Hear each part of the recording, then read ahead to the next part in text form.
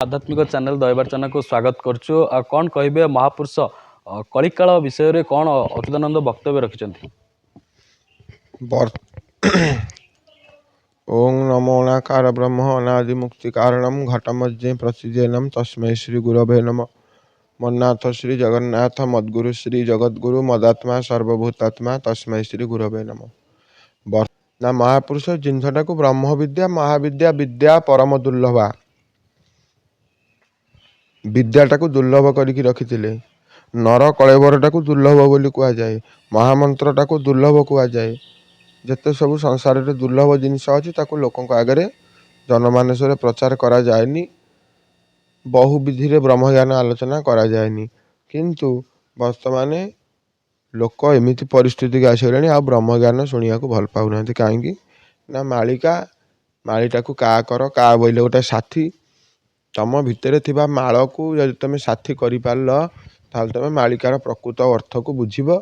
आ महापुरुष माने जहाँ जो चटी बही चाखिंडिकिया कथा से सब किछि भूल कथा। प्रकृत जहाँ विचारधारा ताहे एबे भी साधु सन्थक भितरे ब्रह्मज्ञानी भितर पुराण पुरुष मर्यादावंत लोकों पाखे मर्यादावान होकर रही। तेणुक से कौ प्रकार उद्धार करने भक्त मानू कौ प्रकार रखिंट सेटा हूँ गोटाए महान जिनस।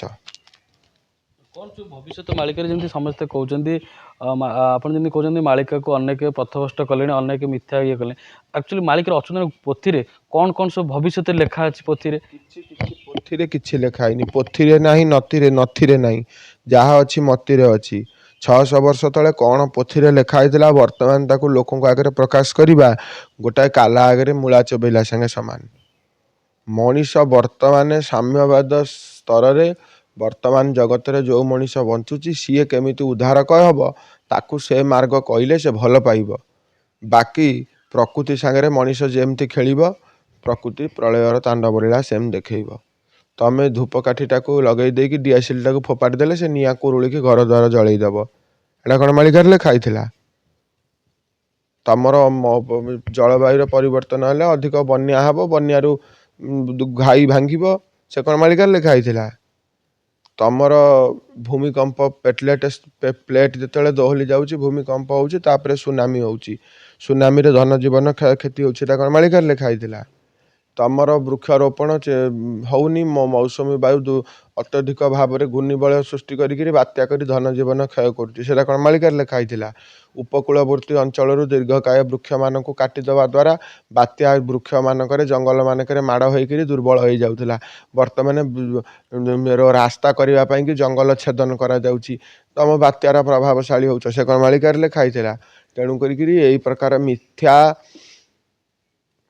भावरे गोसाईंकर दुर्लभ चिंता चेतना को जो मैंने आज की 30-40 वर्ष धरी गोटे भ्रष्ट धारा को नहीं जाइए निजक अच्युत अनंत बोली कही अन्य लोक मान भंडी पैसा खाई जो मैंने यही सब कथा को लोक मान भितर वृद्धि करे जमीबाड़ी धनरत्न खाई से परिस्थिति बहुत खराब होती। आ जो भक्त मैंने ये अंधविश्वास बुड़ी रही से सर्वशांत हो कांगाल होती। यहाँ हूँ सबुठ बड़ कथा। प्रकृत जिनिस हूँ सबू मती भितर रही दुर्लभ नर कलेवर नरक निस्तारण द्वारा जगन्नाथ दास भागवत कहते नरकरू निस्तार पाइबापी 84 नरकरू उद्धार पाइबापी ये दुर्लभ शरीर को दि जाइए। 84 को सिद्ध कला वाला कौन सी संसार रे कहीं नहीं। जोगी मुनि ऋषि माने जहाँ करि पारि नांती नर कलेवर धारण करी भक्त ताहा करिवो बोली कली जुगे महापुरुष माने भविष्यांत कथन रे लेखि जाइछंती। तेणु करी यही सब खचुआ मिछुआ कथा कहीकि प्रकृतिर प्रलय को महापुरुष ना जोखी तांकर ब्रह्म ज्ञान को मिथ्या भाव में लोकों आगे परिवेषण करी जो मैंने आज 1000 टंका प्रवचन दे भांगीजीव अमुक हम से 7 रांडी मेल हेले से ये है से सी है ये जो सब कुभाषा प्रयोग करी जो कथा कहुँ आम घृणा करुचु एवं सेमानंकर परिस्थिति बहुत भयंकर हम बोली आम आशा करुचु। से माने वर्तमान ठू सुधुरी ताकू प्रकृत चिंता चेतना रे महापुरुषकर कथा को प्रकृत मार्गरे लोकों आगे परिवेषण करंतु जहा द्वारा लोक मानकर ପ୍ରକୃତ ଆଧ୍ୟାତ୍ମିକର ସ୍ୱାଦ ବୃଦ୍ଧି ହେବ, ଲୋକମାନେ ଆଉ ଦି ମୁଠା ଖାଇବାକୁ ଇଚ୍ଛା କରିବେ। ଆପଣ ଯେମିତି କହୁଛନ୍ତି ତାର 600 ବର୍ଷ ତଳେ ଯାହା ମହାପୁରୁଷ ଅଚ୍ୟୁତାନନ୍ଦ କ'ଣ ସବୁ ଉଲ୍ଲେଖ କରିଛନ୍ତି। ଆପଣ କହୁଛନ୍ତି ଅନେକ ତ ଭୁଲ ଅନେକ ପ୍ରକାର କଥା ଲଗାଇ ଅନ୍ୟ ଗ୍ରନ୍ଥରେ କହୁଛନ୍ତି, କିନ୍ତୁ ସବୁ ଭୁଲ ବାଦ କହୁଛନ୍ତି। ଆଉ ସତ୍ୟତା ଏ ତ ବର୍ତ୍ତମାନ କଳିଯୁଗ, କ'ଣ ସତରେ କ'ଣ କଳିଯୁଗ? ତାହେଲେ କଳିଯୁଗ ତ ନାହିଁ ସାର୍।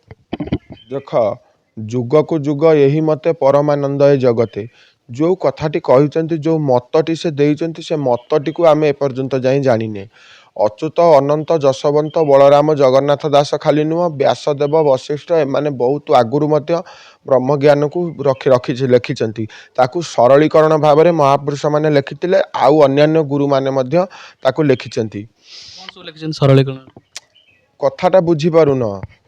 ଯାହା ବର୍ତ୍ତମାନ ଯେମିତି କୁହାଯାଉଥିଲା, ଥରକ ଆମେ ଗୋଟେ ମାନେ ପଣିକିଆରେ କହୁଛେ 1 କେ 1, ତାକୁ ଆମକୁ ବୁଝେଇବାରେ ବାବୁରେ 1ରେ 1 ମିଶିଲେ 1। ଏଇ ସରଳୀକରଣଟା ଦିଆଯାଇଛି।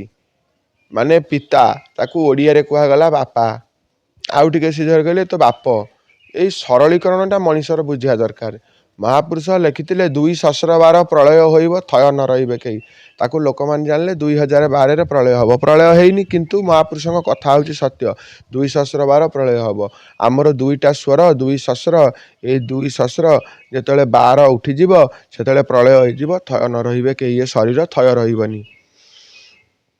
ଏହି ସବୁ କଥାକୁ ପର୍ଯ୍ୟବେଷଣ କରିବା, ଆକୁ ମାନେ ନିହିତ ଭାବରେ ଆକୁ ଗବେଷଣା କରିବା।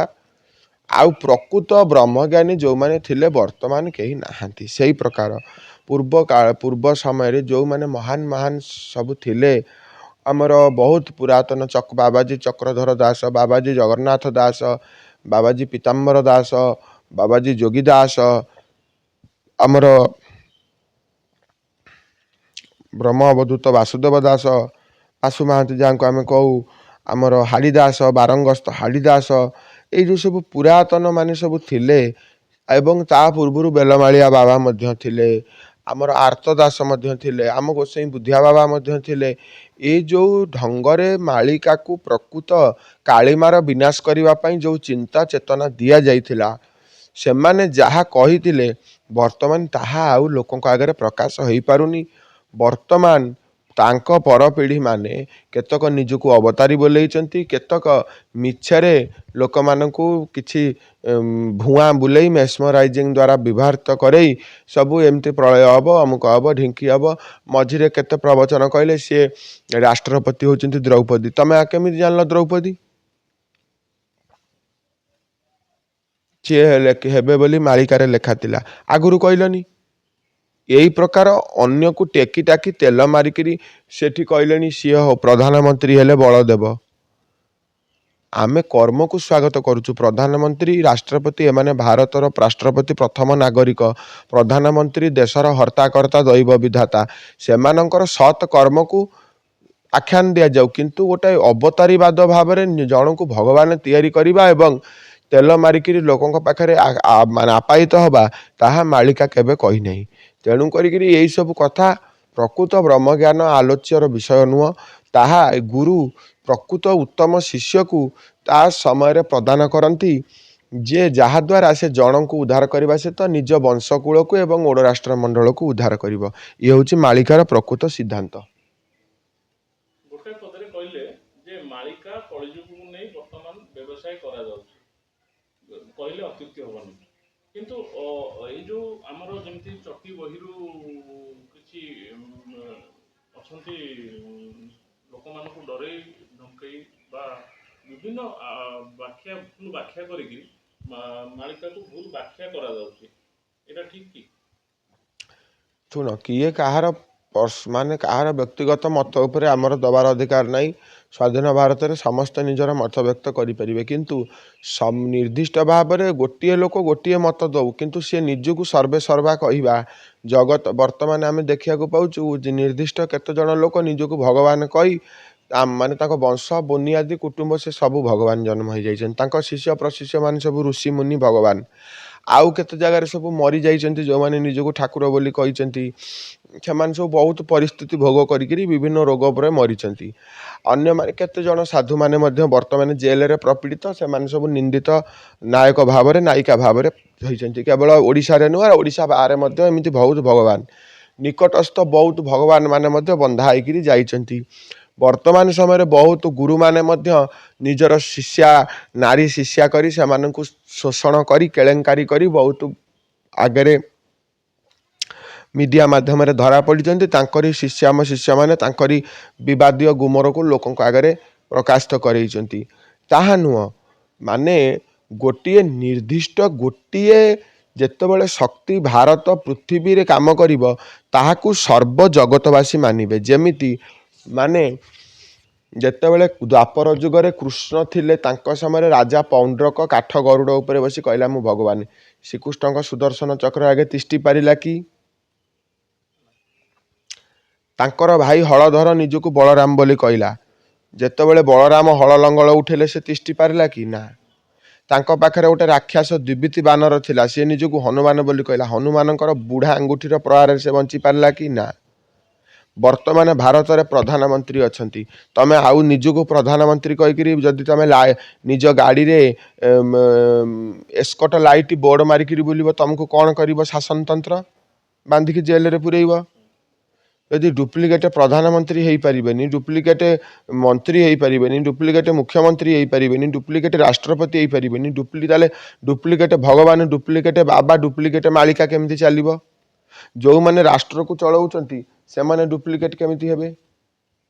କେମିତି ଡୁପ୍ଲିକେଟ୍ ହେବେ? ମଣିଷ ଯଦି ଡୁପ୍ଲିକେଟ୍ ହେଇପାରିବେନି, ଠାକୁର କେମିତି ଡୁପ୍ଲିକେଟ୍ ହେବେ? କୁହ ଏତିକି କଥା। ହେଇପାରିବେନି। ବର୍ତ୍ତମାନ ଯେଉଁ ଆମର ତିନିଟା ତନ୍ତ୍ର, ଆମ ଶଙ୍କରାଚାର୍ଯ୍ୟ ନିଶ୍ଚଳାନନ୍ଦ ସରସ୍ୱତୀ ମହାରାଜ କୁହନ୍ତି ପୁରୀ ଶଙ୍କରାଚାର୍ଯ୍ୟ, ତିନିଟା ତନ୍ତ୍ର ଆମର, ଗୋଟେ ମିଡ଼ିଆ ତନ୍ତ୍ର, ଗୋଟେ ଶାସନ ତନ୍ତ୍ର, ଗୋଟେ ବ୍ୟାପାର ତନ୍ତ୍ର, ତିନିଟା ତନ୍ତ୍ର ଅଛି। ଏଇ ତିନିଟା ତନ୍ତ୍ର ଯେଉଁ ଫର୍ଜି ବାବାମାନଙ୍କୁ ତିଆରି କରନ୍ତି ସେଇମାନଙ୍କ ଦ୍ୱାରା ମିଶାଇ ଦିଆଯାଏ। ଗୋଟିଏ କଥା ଶାସନତନ୍ତ୍ର, ନରସିଂହ ରାଓ ସରକାର ସମୟରେ ବି ଚନ୍ଦ୍ରାସ୍ୱାମୀ ତାନ୍ତ୍ରିକ ଚନ୍ଦ୍ରାସ୍ୱାମୀ ଫର୍ଜି ତିଆରି କରାଗଲା। ହଜାର ହଜାର ଲୋକମାନେ ତା ପଛରେ ଗୋଡ଼େଇଲେ। କ'ଣ କରାଗଲା? ତାଙ୍କରି ସରକାର ଦ୍ୱାରା ତାଙ୍କୁ ବନ୍ଧାଇ ଦିଆଗଲା।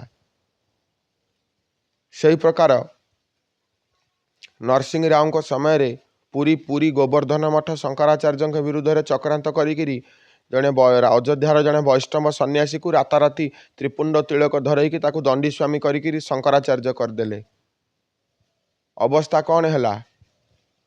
ବର୍ତ୍ତମାନ ଏଇ ଶାସନତନ୍ତ୍ର ଦ୍ୱାରା ହଜାର ହଜାର ଫର୍ଜି ବାବା ତିଆରି କରାଯାଉଛନ୍ତି, ଯେଉଁମାନେ କି ନିଜର ପଦ ପ୍ରତିଷ୍ଠା ପାଇଁକିରି କିଏ ବିଭିନ୍ନ ଦଳମାନଙ୍କର ପ୍ରଚାର କରୁଛନ୍ତି। ସାଧୁ ଚଳ ସ୍ୱାଧୀନରେ ନୁହେଁ କାହାର ଗୋଲାମ, ଚଢ଼ ପଛେ ଘୋଡ଼ା ହାତୀ ଭଜକୃଷ୍ଣ ନାମ, ଠକି ନିଅ ନାହିଁ କେବେ ପରହସ୍ତ ଧନ, ଠଉରାଇ ପଣ୍ଡିତଙ୍କ ସଙ୍ଗେ ନିଅଧୀନ। ପଣ୍ଡିତ କିଏ? ପଣ୍ଡିତ ଆମେ କାହାକୁ କହିବା? ବିଦ୍ୟା ବିନୟ ସମ୍ପୂର୍ଣ୍ଣେ ବ୍ରାହ୍ମଣେ ଗବିହସ୍ତିନୀ ସୁନିଶ୍ଚୈବ ସୁପାକେଚ ପଣ୍ଡିତ ସମଦର୍ଶିତା। ସମଦର୍ଶୀ ଯେଉଁ ନର ତାପାଦେ କୋଟି ନମସ୍କାର। ସର୍ବଭୂତେଷୁ ଆତ୍ମବତ୍ ପରଦାରେଷୁ ମାତୃବତ ପରଦ୍ରବ୍ୟେଷୁ ଲୋଷ୍ଟ୍ରବତ ସର୍ବଭୂଷେତୁ ଆତ୍ମବତ। ସକଳ ଜଗତ ଭିତରେ ସକଳ ଭୂତ ଭବିଷ୍ୟ ବର୍ତ୍ତମାନ ଅଣ୍ଡପିଣ୍ଡ ବ୍ରହ୍ମାଣ୍ଡ 56 କୋଟି ଜୀବଜନ୍ତୁ, ଅଚ୍ୟୁତଙ୍କ ଭାଷାରେ 33 କୋଟି ଦେବ ଭିତରେ ଯିଏ ବ୍ରହ୍ମକୁ ଦର୍ଶନ କରିପାରିଲା ସିଏ ହେଉଛି ବ୍ରାହ୍ମଣ। ଜଗତକୁ ଯିଏ ବେପାର କରିପାରିଲା ସିଏ ବେପାରୀ ବୈଶ୍ୟ। ଜଗତକୁ ଯିଏ ହାଣିକୁଟି ଗଡ଼େଇ ଦେଲା ସିଏ ହେଉଛି କ୍ଷତ୍ରିୟ। ଜଗତରେ ଯିଏ ସେବାପରାୟଣ ହେଇଗଲା ସେ ଶୂଦ୍ର। ସଂସାରରେ ତମେ ହରିଜନ କହୁଛ, ଏପଟେ ହରିଜନଙ୍କୁ ଘୃଣ୍ୟ ଦୃଷ୍ଟିରେ ଦେଖୁଛ। ଆରେ ସେ ଯଦି ହରିଙ୍କର ଜନ ସେ କେମିତି ଘୃଣ୍ୟ ହେଲା? କେମିତି ତାକୁ ନୀଚ ବୋଲି କହୁଛ? ତମେ ଏଣେ କହୁଛ ବ୍ରାହ୍ମଣ ମୋର ମୁଖୁଜାତ, ଶୂଦ୍ର ଚରଣୁ ସମ୍ଭୂତ, କ୍ଷତ୍ରିୟ ମୁରୁ ଉତ୍ପତ୍ତି, ମସ୍ତକୁ ଜନ୍ମିଲେ ସନ୍ନ୍ୟାସୀ। ପାଦରୁ ଶୂଦ୍ର ସୃଷ୍ଟି ହେଇଛି, ତମେ ମୁଣ୍ଡିଆ ମାରିଲେ କୋଉଠିକି ମୁଣ୍ଡିଆ ମାରୁଛ? ପାଦକୁ ମୁଣ୍ଡିଆ ମାରୁଛ। ଶୂଦ୍ରକୁ ନିକୃଷ୍ଟ କହୁଛ କେମିତି? 56 କୋଟି ଜୀବଜନ୍ତୁ ଭିତରେ ସେଇ ପ୍ରଭୁ ପରମବ୍ରହ୍ମ ବିଦ୍ୟମାନ। ଇଏ ସଂସାରରେ କର୍ମ ଅନୁସାରେ ବର୍ଣ୍ଣ ବ୍ୟବସ୍ଥା କରାଯାଇଛି, ଧର୍ମ ଅନୁସାରେ ନୁହଁ। ସାମ୍ପ୍ରଦାୟିକ ଯେତେ ଯାହା ହେଲେ ବି ଆକାଶାତ ପତିତଂ ତୈଳ ଯଥା ଗଚ୍ଛତି ସାଗରେ ସର୍ବଦେବ ନମସ୍କୃତ୍ୟ କେଶବ ପ୍ରତିଗଚ୍ଛତୁ। ଭୀମ ଯେମିତି ହରିମନ୍ଦିର ତିଳକ ଲଗେଇ ଦେଲା, କୃଷ୍ଣ ମୁଣ୍ଡରେ ମାଡ଼ିଦେଲେ, ଅର୍ଜୁନ ଯୁଧିଷ୍ଠିର ଚିତାକୁ ଅନେଇକି ମୁଣ୍ଡିଆ ମାରିଦେଲା। ଚିତ୍ତାକୁ ଦେଖିଣ ଚିତ୍ତ ହଜିଲା ଦୁତିଲ ଚିତ୍ତ ଉପରେ ବାସ। ତାକୁ ଅଚ୍ୟୁତ ମଧ୍ୟ କହିଛନ୍ତି ଚିତା ସଳଖରେ ଧୁନି ମନ୍ଦିର, ଧବଳ ଚିତାକୁ ଲୟ କର। ଆରେ ମନ କହୁଛି ସ୍ୱରୂପ ତୋ ଆଗର। ଏଇ ଯେଉଁ କଥା यही सबू द्वारा सरकार माने शासनतंत्र द्वारा बेपार तंत्र द्वारा बेपारी तुम पाखक गले तुम द्वारा गराख प्राप्ति हेले तुम द्वारा काम हेलानी बेपारी तुमको गलई देले हाणी कुटिकी मीडिया तुम गला यही चैनल मानक तुम सब जाऊच लोक तैयारी करुच बाबाजी तैयारी करुच गला मत यही अल्प दिन तले गोटे लोक कहला मुझे देखीदे सब भल हो जाऊँगी तुम जब देखीदे भल हो संसार में आउ मेडिकल कॉलेज सब बंद करदे आयुर्वेदिक शास्त्र बंद करदे जदि देखा देखी एत भल होची पूर्व काल में एत बाबाजी माने एत सब ठाकुर माने मरी जाइछन्ति जो माने देखिकी अन्य को भल करते से निजक भल कर पाइलेनि केमिति गोटे कथा संसार को केमिति विभ्रष्ट करने द्वारा यही तीनटा तंत्र लगी रही व्यापार तंत्र शासन तंत्र मीडिया तंत्र तैयारी करुच्ची गलई दौची किंतु आमे से भलिबा वाला नुह जो मैंने प्रकृत गुरु परंपरा आध्यात्मिक पंचसखा उत्कलीय चिंता चेतना सांप्रदायिक बाद भितर रही आखड़ा परंपरा भितर रही से तीनटा तंत्र को स्वागत करेनि ये चतुर्थ स्तंभ मीडिया कथा को प्रचार प्रसार करने भूल कथा प्रचार प्रसार न हो मीडिया हूँ नास्ति रद जस्य नारद नारद बोले कलिया नुह नाम जो रद हो नास्ति रद जो मिथ्यार प्रश्न नाई समस्त मीडिया मानक अनुरोध सत्यर प्रचार प्रसार हो कारण मीडिया हूँ परम ब्रह्म स्वरूप नारदंकर गोटे अवतार जी ए कथा को चारि जगत में पहुँचाए छोटिया जिनिस नुह मीडिया बेपार तंत्र जगत में बेपार नहेले जगत बंचब केमिति शासन तंत्र शासित नहेले अनुशासिताराम भगवान कहते कालर स्वरूप हूँ शासन अनुरोध करा जाउची पंचसखा उत्कलीय वैष्णव मानकर प्रकृत प्रभृत ब्रह्मवादी चिंता चेतना को नष्ट न करिकिरी ताकू केमिति सुललित ढंग से लोकों आगे सावलील भाव में व्यक्त करा जाई परिबो एवं पर्यवेक्षण करा जाई परिबो पर्यवेक्षित करा जाई परिबो एवं तार स्वाद द्वारा परिवेशित ब्रह्मज्ञान को लोक मैंने केमिति पाई आपायित हेबे आनंदमय हेबे गुरुवाद चिंता चेतना को ध्यान धारणा करि परिबो एतिकी विनम्र अनुरोध। जय जगन्नाथ।